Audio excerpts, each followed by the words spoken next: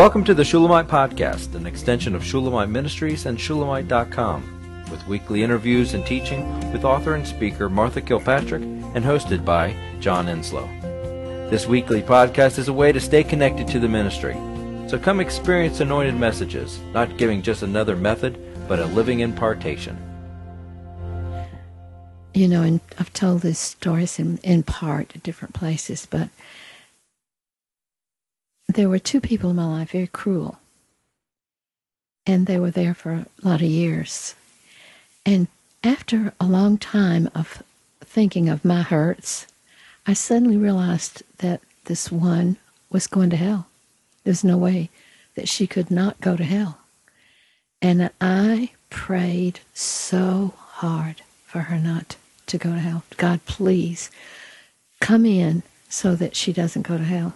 I don't care what she's done to me. Wipe it out. Forget it. I don't care. Nothing she's done to me is would I want her to go to hell. So in her last days, I walked in her room and she threw open her arms and said, "Martha, I've been waiting for you. I've made a mess of my life." And I was quite stunned right there to know what to do. And the Lord led me how to help her. I told her, put all your sin on the cross of Jesus Christ. And the next day I went in and she said, "I did what you told me to do, and I'm so much better." And I think she didn't go to hell. And it was true of another person. And if we could understand, and this picture of hell tells you it's real. And if you want to see how real it is, for me, it changed my life for this testimony, because she described in detail how horrible it was. And I challenge the listeners to go and hear it, because it changed me about prayer. The one crisis is not what has done to me or you or anything. The crisis of any person who's not born again or who has sin. And I said to someone recently, I'm glad, I hope you don't die today because you'd go to hell. And they knew it was true.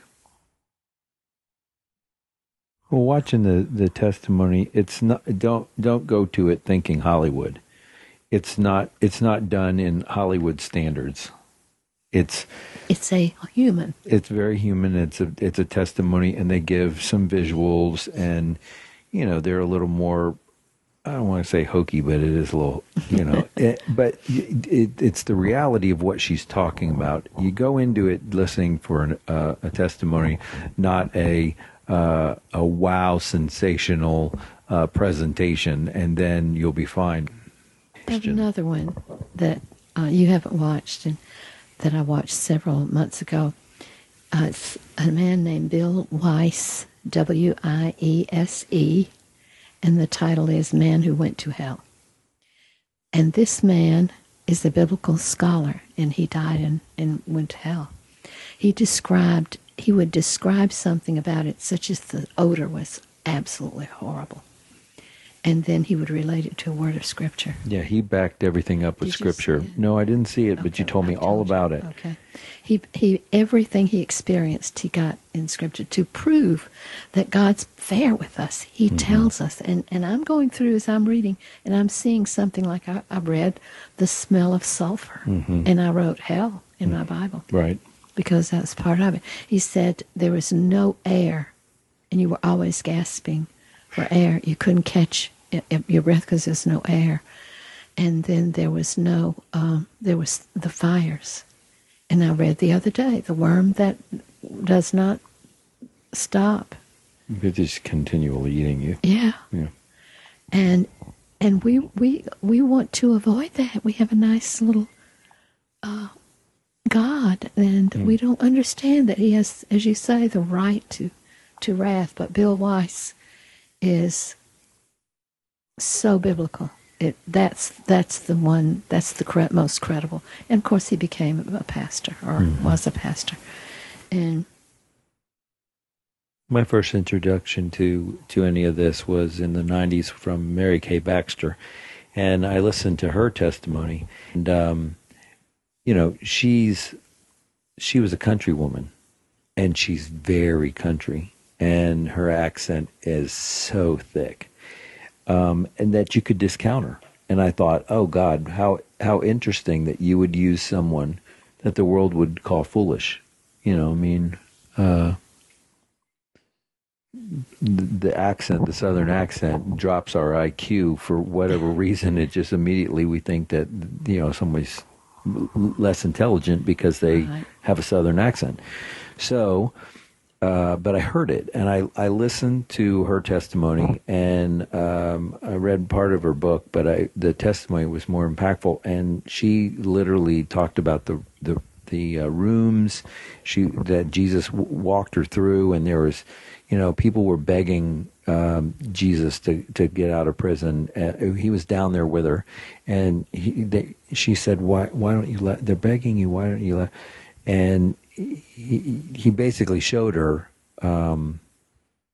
what they were begging, but the true intent of the heart is the second he walked past them, they started spitting and cursing him. So you realize, okay, yeah, we're not talking about poor, pathetic people. We're talking about evil people. Evil people, yeah. I looked at one more tonight, and this one is really interesting. It's called From Hell to Heaven, One Man's Journey to Life-Changing Faith. And it was a young man. And he's the reason I wanted to include that is because he spoke of our beliefs. He said, I believed that if I did the best I could, I would just go to heaven. And well, that's what we're taught from the pulpit. I mean, the pulpit, that's, you know, most churches teach if that. They teach it at all. Right. If you're born again, you're safe. And I can't. I just know that I told the story in my book on forgiveness of the young man who almost lost his mind, and he had been turned over to the tormentors because he would not forgive his father. And when he forgave, he was healed. That story to me represents God lets us, he goes after us. And these three people that I'm telling you about all came out of hell. They cried out for Jesus, get me out of here. I can't live this forever. I cannot do it. And he brought them out. But they each talk about it being an eternity. That it just felt like it was going on and on I think and Bill on. Weiss was there 23 minutes in hell. But it felt like forever. I'm sure. Now, Mary Kay Baxter is in YouTube. I didn't go to her, but she is there. And she's been sharing that testimony for a lot of years. And it's something we avoid if we can. Sure. And we can't. That's right. The point that I want to make today, right. Is that we can't avoid it. It is a reality. And Bill Weiss said, God didn't make hell for believers. God made hell for Satan and his demons. But if we go on that side of the spiritual realm, we are in that realm by choice. The thing that's frightening is, you know, because I can justify and rationalize and say, well, I'm not that bad. Mm-hmm. But if I look at it towards forgiveness, and anyone I don't forgive, and then I look into my life and I say, who have I not forgiven?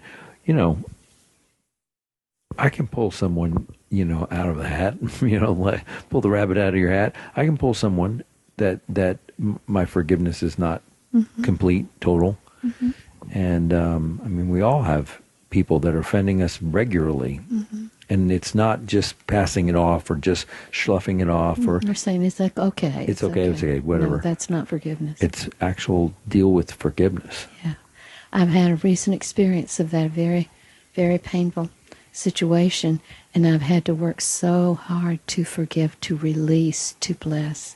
So, but when I worked it through, I was free. And now I have the heart for that person to pray they wouldn't go to hell. The experience I had many years ago and all of these current things, and several people have told me, Martha, I was hung over hell for a year.